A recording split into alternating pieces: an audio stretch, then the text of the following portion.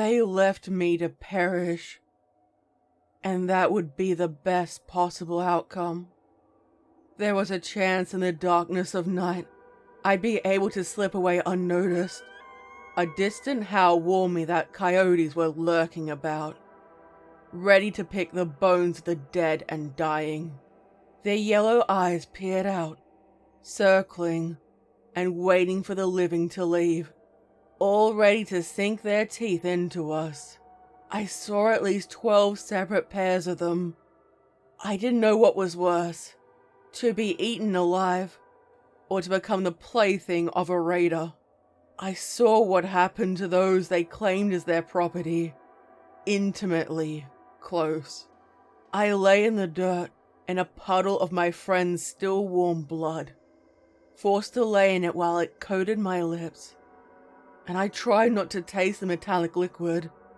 A large open wound on their throat, while the remaining blood gurgled out, whilst I avoided looking into his cold, lifeless eyes. Still open and in shock, this had occurred to him. I remembered how we tried to protect each other, but they had come from all sides during the night, the road having many places to strike from, both from behind, and soon we were overwhelmed. Once panic set in, they made short work of the caravan company that had become my home away from home. It didn't take long until we were all cut down.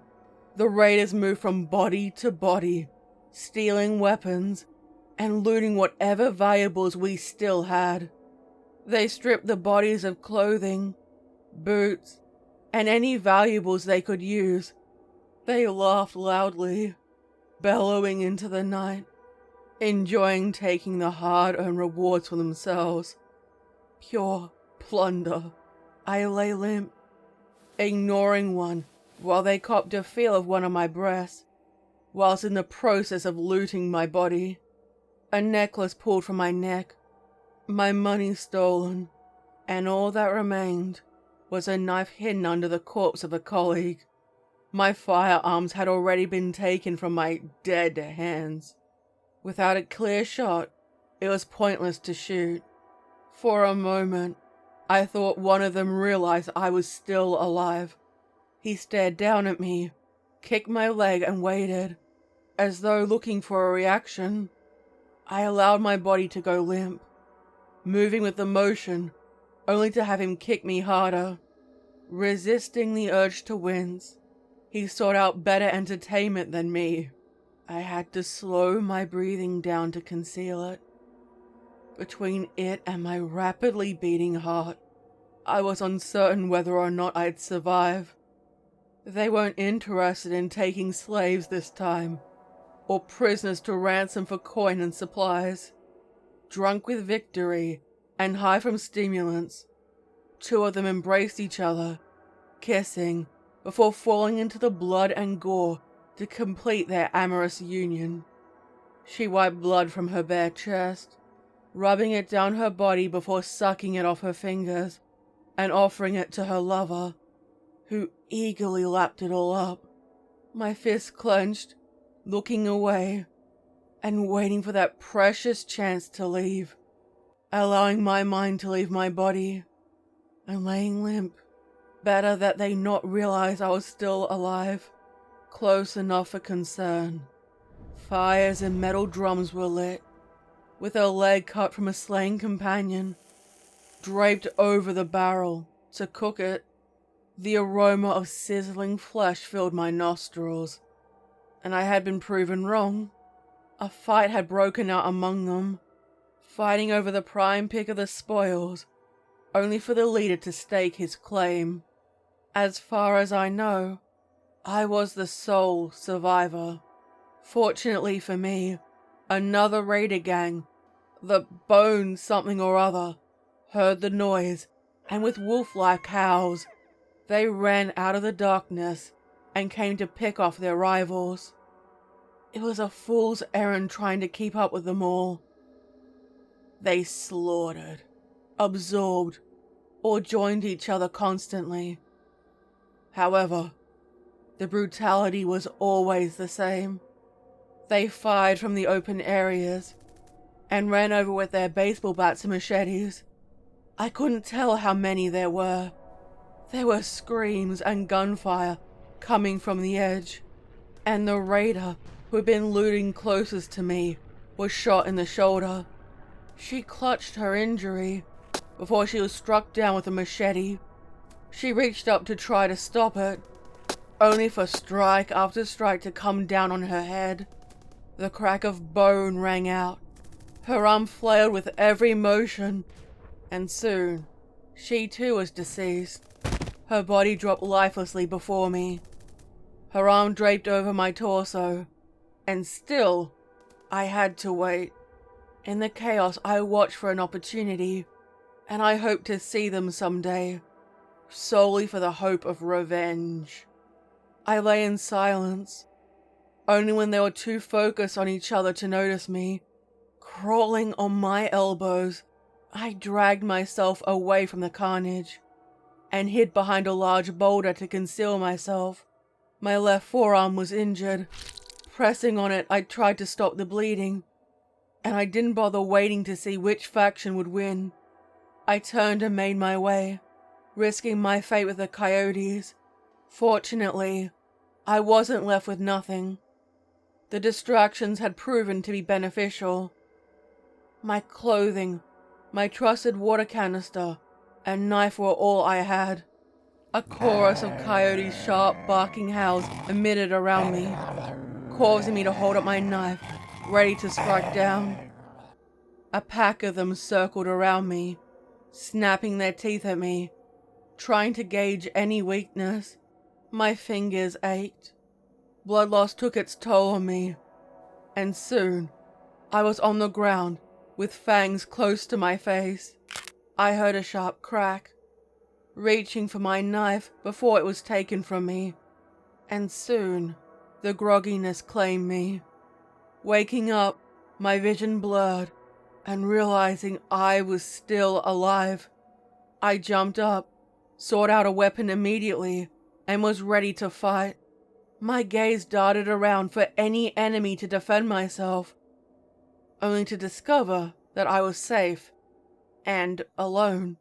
My breath was rapid, and my body ached, and I stood, rubbing my limbs to bring feeling back to them. My unknown benefactor now long gone. The sun's rays came through the semi-boarded up window, looking around the quaint shack, just in case they were hiding themselves somewhere, lurking just out of reach. There was a single mattress, an old wooden chair pointed in its direction, with a rusted old bucket filled with sad, sickly-looking produce.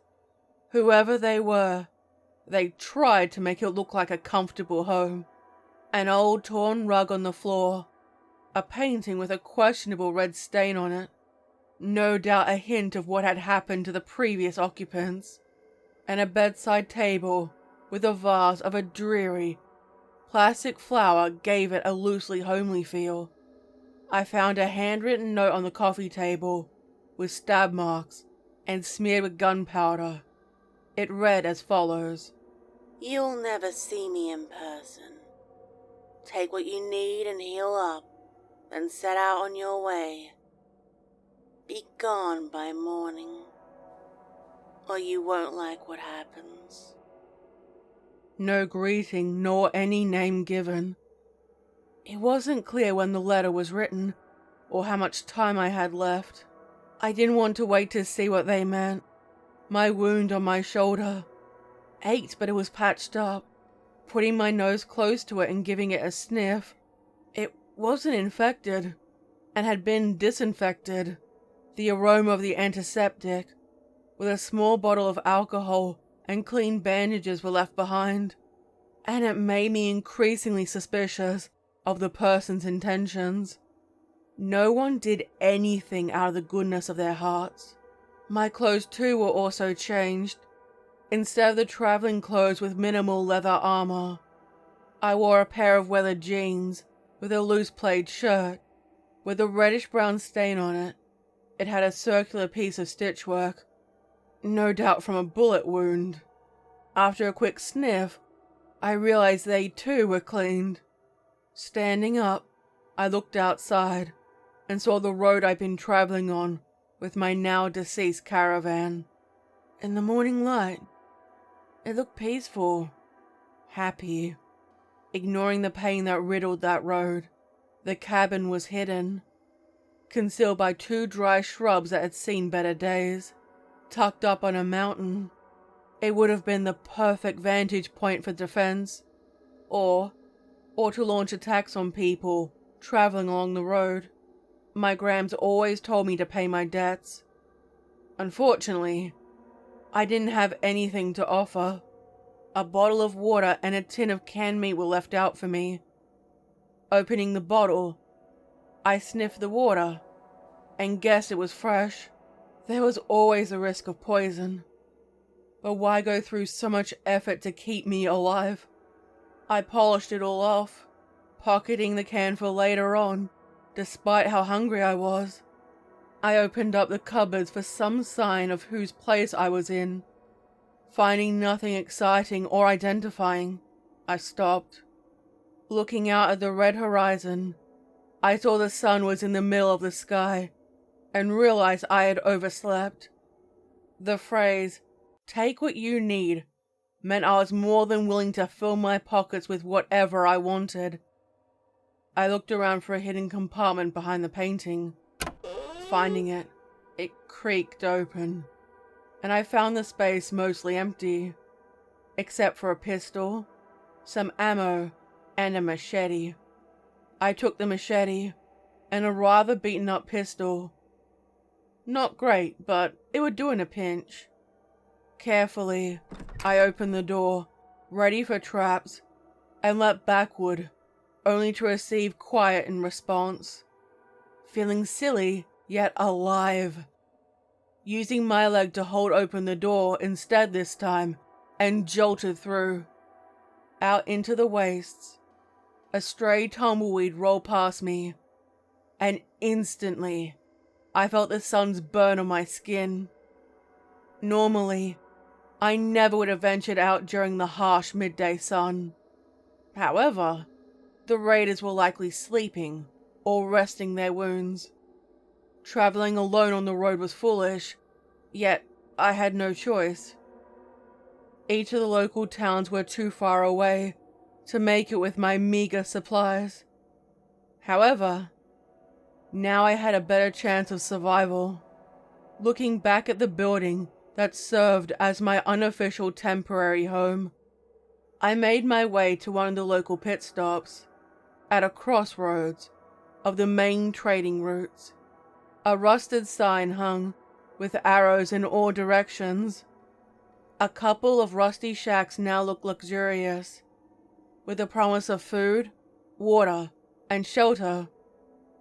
I made my way down. People wandered around, with different caravans moving through, the larger ones having the best mercenaries trailing them. Most of them I could trust if I was in a tight spot. It was reassuring to be amongst familiar people. I figured I'd have to break the news, getting in contact with someone who would give out the updates to the right people, and this was the perfect place. The aroma of food brought me to the right person. "Hey, Val, you won't believe the days I've been having," I said. Her back was facing me. She was breathing heavily and tending to the cooker in front of her. The food cooking smelled delicious. Despite already having food, I needed that for the road. And besides, people were always friendlier when you had something to offer. Sitting on a stool at a bar that had seen better days. An old drunk beside me fell asleep, his forehead resting on its surface. My fingers tapped on the table. Finally, I could unleash my chattiness on someone. My caravan was attacked, all dead as far as I know, except for me. Hey, do you know any good Samaritans? Someone pulled me out of a death pile Oh. She turned to face me. Her left eye and nose had been sliced off, leaving only a stump. It was a ruddy pink, fading as the wound was turning to scar tissue. Her lips partially open, and I now knew why she was breathing so intensely. Her remaining eye was sunken in, ringed with dark shadows, and a coldness, showing a weariness I didn't expect from her. That said, scars and wounds weren't strange on the road. What will it be? With no explanation about what happened, following her lead, lizard meat, cheese, maybe some chilies if you have any, on a wrap, I answered, exchanging some of the coin I'd been given by my generous, unknown benefactor. So what happened, Tori? She asked, her back to me while she prepared my food. We were heading down the old North Road, heading toward Lawson, and we were attacked by raiders. Not sure what group. I didn't recognize their colors. Didn't really get a chance to speak either, I said, giving a nod of thanks, while she placed my food in front of me. They never skimmed here, always giving good portions, nice and fresh. After blowing on it, I took a bite. They took us all. Wiped out. We were attacked by another group of the bloody raiders. Didn't see them either. The bodies will be on the road still, unless they've been quick clean. I was surprised she didn't mention it to me, but I figured she wanted to find out on her own. I'll let everyone know. Terrible shame. Yeah, I answered, in between mouthfuls of food, my fingers covered in the grease. Say, how'd you survive? She asked, the remnant of an eyebrow raised in curiosity while she cleaned a tumbler. See, that's what I don't get. Someone knocked me out. I woke up in an abandoned shack that looked real fancy. They left a note telling me I had to be gone before they were. Her top lip curled skeptically. Nobody does anything for free. I know. No marks, no changes, nothing. I got an off feeling from her now. Perhaps it was mutual. I decided it was best not to mention how they patched up my wounds too. Do you know anyone who could have done it or lives around the hills around the road? After a long pause, that damn tumbler never received so much polishing. A long, steady stare of a skilled deceiver greeted me. Not your business if I do. Your news is your own, theirs is theirs. Privacy. I knew all sorts passed through here, and they likely were happy to take anyone's coin, even if it was blood money from raiders, slavers, or any other unsavory types of people. Fair enough, I conceded, putting a hand up before taking more mouthfuls, and noticed the old-timer hadn't moved. He stopped snoring. Looking around, I noticed there weren't a lot of people. Usually by now I'd see multiple caravanners, travelers, merchants, and others making the journey between different towns. At these crossroads, it would have been busy. Looking around more, I noticed some of the stalls were vacant, and their wares no longer there. None here would have hesitated to make a sale, or deny the opportunity to earn some cash. Hey, Val?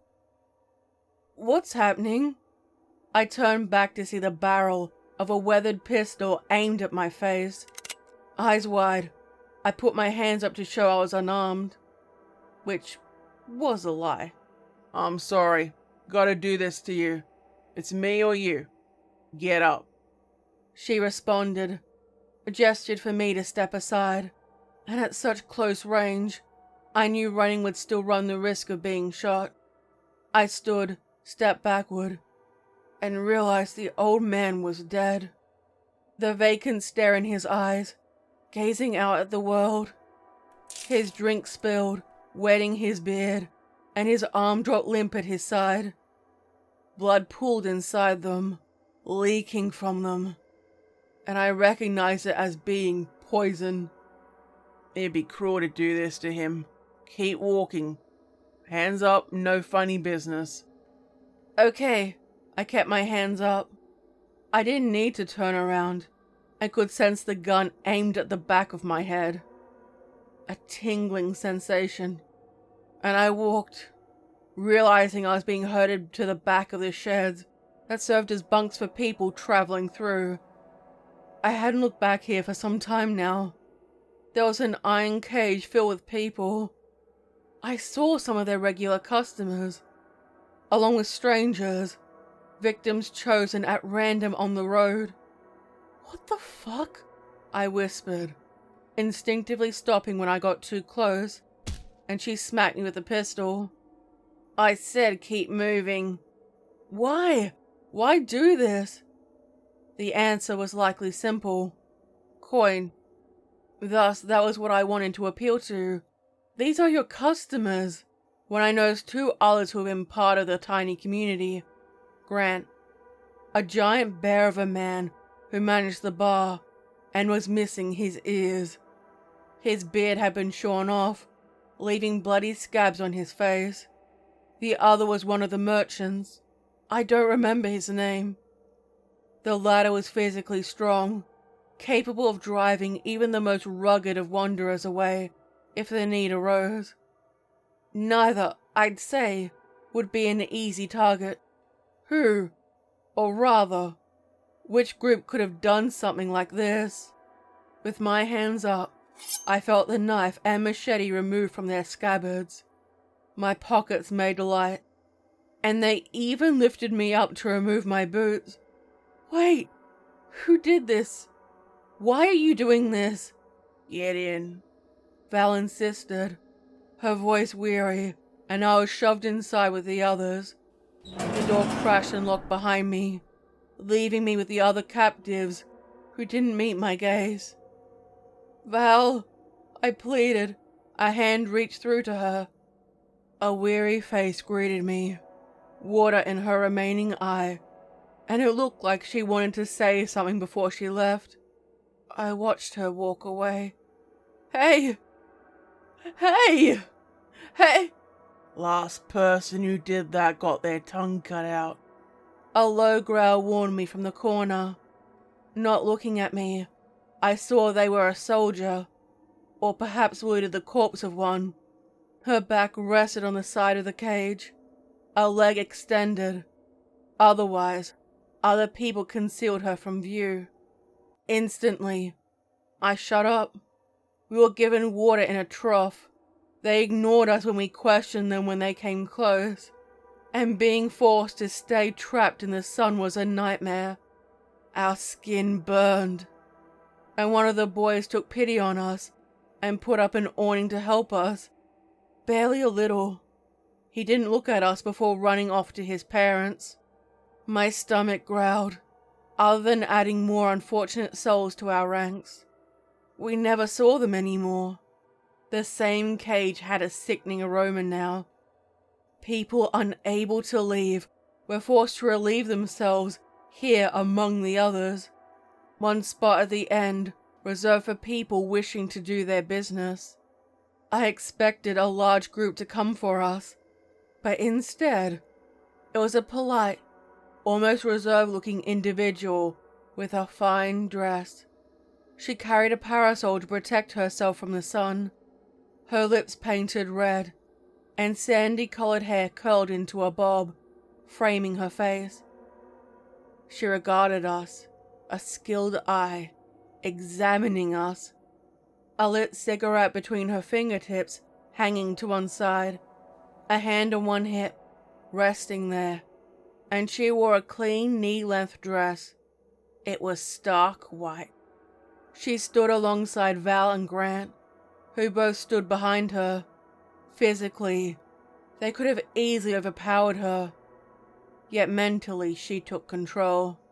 Not the best possible stock. They look sickly. Bad condition. she mused to herself. On the breeze, I could smell the faint aroma of her perfume. She didn't comment on ours, avoiding looking at her to conceal my embarrassment. We'll take them. And the contract continues. Please. This sapping into our business. They're our regular customers. Val pleaded. This is the price you pay for failure to agree to the necessary terms. She answered. I couldn't see their faces anymore, yet their lowered heads and drow pace gave the impression they were broken. I didn't know how she managed to arrive here. Her footwear was certainly not designed for the long treks, and there wasn't a single sign of damage to them. My gaze met hers, and there was no light in them. Cold, methodical, and her top lip curled in irritation. Pure contempt. She left without another word. The other two trailed behind her. The nighttime was uneventful, other than a group of hungry, feral dogs that got too close for my liking. There were no more issues. Come morning, a group of 5 men approached the cage, with a long iron chain passing between them. The cage door opened, and the captives no longer had strength in their bodies. We were dragged out, thrown on the ground, and the shackles were placed around our ankles, locked tight. Either we stood up, or were dragged, as we were forced to follow. They didn't look at us. The sun bore down heavily on us. The intense heat of the open road burnt our skin, and most dragged our feet. We were simply too weak to fight back, or try to run away. Simply moving from one rest stop to another, we walked past different caravans who didn't even look at us. Hell, even some offered cordial greetings to the guards, and we received assistance from none. Who would risk a gunfight to rescue people they didn't know? One of the older people who had been locked inside the cage, the longest, fell to the ground. They were dragged for a couple of steps before everyone stopped. We can't keep going. They'll die, I gasped. They may not care about us as people, but would they ruin their investment? Finally making eye contact with one, my lips were cracked and swollen. Thick saliva made it difficult to swallow. He had a gaiter covering his mouth and nose, concealing and protecting the lower part of his face, and a muffled reply answered me. Good. The weak ones are the first to go. I couldn't see his eyes under the visor, and for a moment, I thought I recognized his voice. The prisoner's limbs were cut away at the ankles, and only a faint yelp told us he still lived. His corpse was thrown down the side of the road, discarded. We were forced to walk through the terrain, away from the roads, and I recognized the lead-ups. I'd been on this road before. New Victory didn't take kindly to slavers, and would have happily killed them all. The uneven terrain, heat, and lack of nourishment caused our muscles to seize up. Thankfully, by this point, I was no longer thirsty nor hungry. We flopped down on the ground in a heap together, panting and greedily accepting the water we were given. 2 died under the strain during the night, while we were still bound together with only a meter length of chain. We now had space to move our bodies. The guards sat by themselves with a campfire, while depriving us of some of the warmth. While devastatingly hot during the day, it was unbearably cold at night. We shivered and huddled together, bonded over our position. When morning came, 2 were dead, having died during the night. I couldn't tell the reason why. After we were thankfully given some water, and this time, some coarse bread to eat, and I nearly choked when I coughed it all up. It was rotten, but unsure when we'd eat again. I consumed it all for the energy. The days all blurred into one. Every step I could feel my body becoming weaker, and I regretted not running when Val first pulled her gun on me. Death would have been better than this. The others perished, and it was no longer shocking, just how it was. I wanted to refuse water, to let death claim me, and to die. Yet whenever it was offered, I would grasp it, swallowing it down until I could claim no more. It was when we were resting for yet another night. I no longer recognized the landscape around me. The roads nor the signs gave any indication of familiarity. Seeing those I was chained with, I couldn't look like them. They were walking corpses, on the brink of death, our clothing hanging off our bodies, and we were filthy, staring out at the world with vacant eyes, shadows of our former selves. I thought some of the different raider groups would have attacked us, yet instead, they gave us a wide berth. I could have sworn I saw a lone figure in the distance. The sandstorm made it difficult to see and focus, but I was sure whoever it was, they were really there. A swirl of sand, and they were gone. I didn't think wherever we were actually existed. I'd heard of this place, yet never believed it was genuinely real.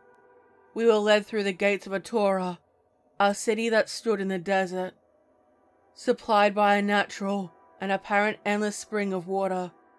There were pools of it, with wells showing signs of natural springs. Water, for me, had always come by rain, and was a precious resource you'd share with only those of value. We could smell the water, feeling it on our faces, and we were taken down into a small valley, protected from the worst of the Wasteland's harsh weather. It was shaded by the mountains that cast a shadow down below, and the streets were completely deserted. We walked past empty storefronts with their goods still outside. With no concern about theft, I saw weapons, food, and other valuables, all items that would tempt someone with slippery fingers. Just left out in the open. We were taken inside a room with 5 beds, one for each of our number, loose drawstring clothing on top, and a wooden tub filled with water in the middle. After we were locked inside, I noticed a different door across the way, and realized there were 2 entrances. We were unchained, and now residing inside civilization. We walked around the empty and cool room in dazed awe. I ran my fingertips along the stone wall to realize it was reality, and not merely a dream. The room was carved into the mountain itself. The 4 others.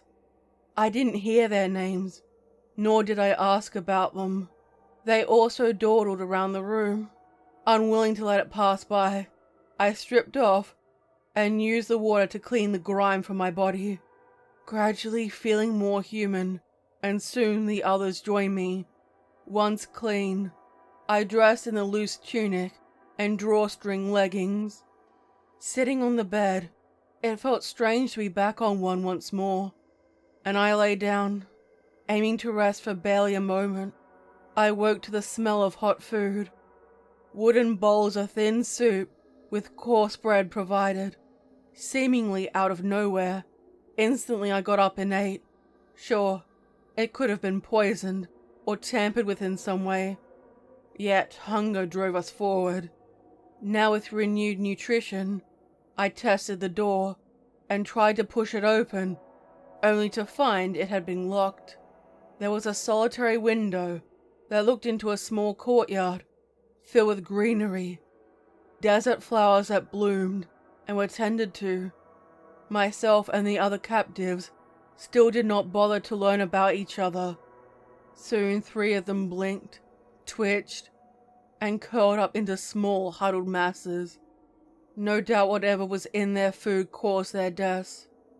The other survivor and I stared at each other, as though waiting for the other to suddenly drop to the ground. Except it didn't happen. Why is this happening to us? Why go through all this trouble?